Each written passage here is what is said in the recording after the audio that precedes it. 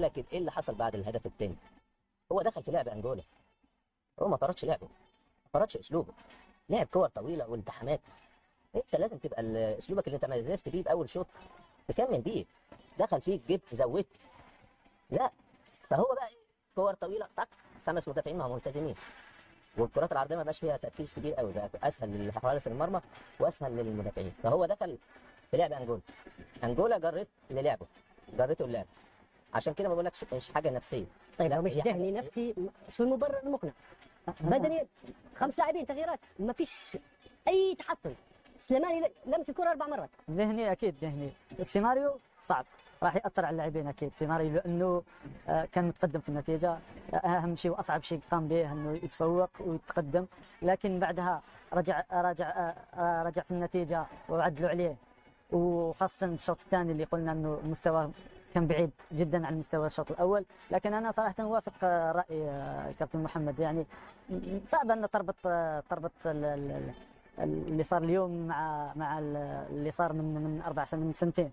لان هي تراكمات والضغط أظن الكبير على جمال بالماضي والمنتخب، انا من اللي اعرف الصحافه المنتخب. الجزائريه، من الجمهور الجزائري، المطالبات الكبيره. خليني من الجمهور، من الاعلام. انا وهذا اللي نعرف الطرف. في المجموعه يا مهند انه المجموعه طلعوا من خاصه الموسم والسنه اللي قاموا بها.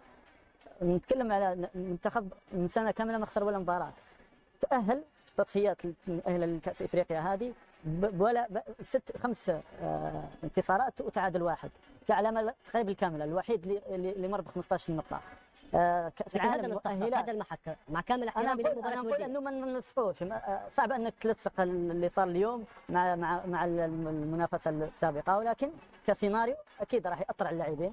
قلنا لانه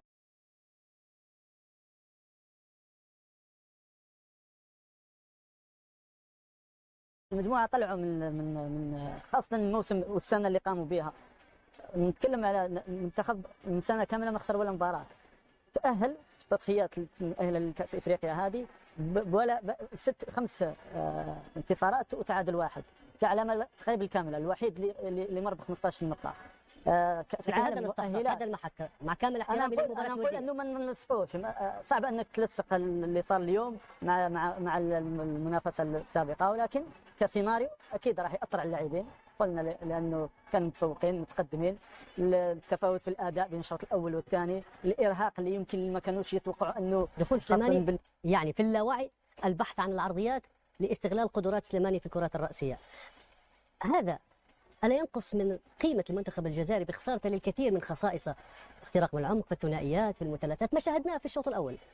وهذا سيناريو لابد من أن يستفيد منه المنتخب الجزائري في قادم المباريات. تفكير في حل آخر، سليماني موجود، عرضيات بنجاح موجود، لا يقدم المأمول. شو الحل الثالث؟ أعطيني الحل الثالث. يعني يا بنجاح يا سليماني مثلا اثنين مع بعض، لا صعب. المدرب ولا مره شفته يلعب بمهاجمين 2 قدام، يعني حالات نادره جدا. هو معروف بالخطه 4-2-3-1 او 4-1-4-1.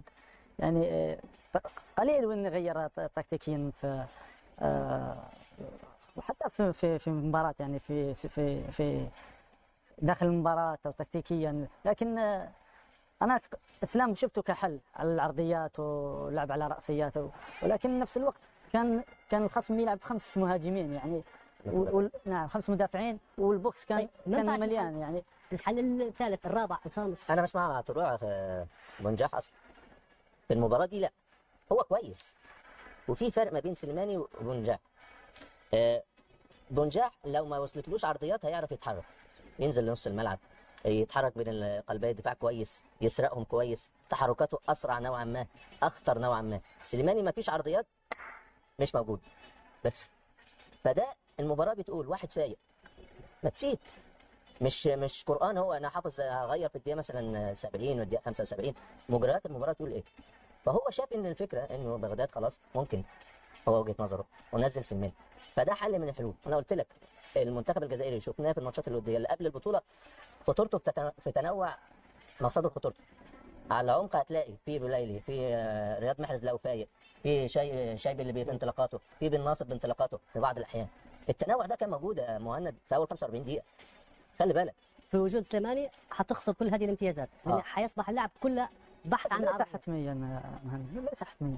يمكن الاسلام يلعب مليح في العمق، الاسلام يركض كثير، يتعب المدافعين خاصه في المحور، بالكرة. ولكن بنجاح اخطر خاصه على الخط، يتعامل مع الخط التسلل، ذكاء عالي جدا من بنجاح في اللعب بين الخطوط وطلب الكره بين الخطوط. مثل ما قال الكابتن محمد، يعني اسلام معروف انه مهارته العاليه والكبيره في راسياته، وبنجاح العكس، اللعب بالرجل، طلب الكره في العمق، اللعب بين المدافعين المحوريين، لكن انه يلعب بالاثنين يعني راح تضيع واحد من الاجنحه او لاعب من الوسط. يعني لهذا يمكن يتفادى اللعب بمهاجمين، ويفضل انه يبقي بمهاجم واحد ورقم 9.5 نفس ما نقول، يعني كمهاجم ثاني خلف المهاجم الاول.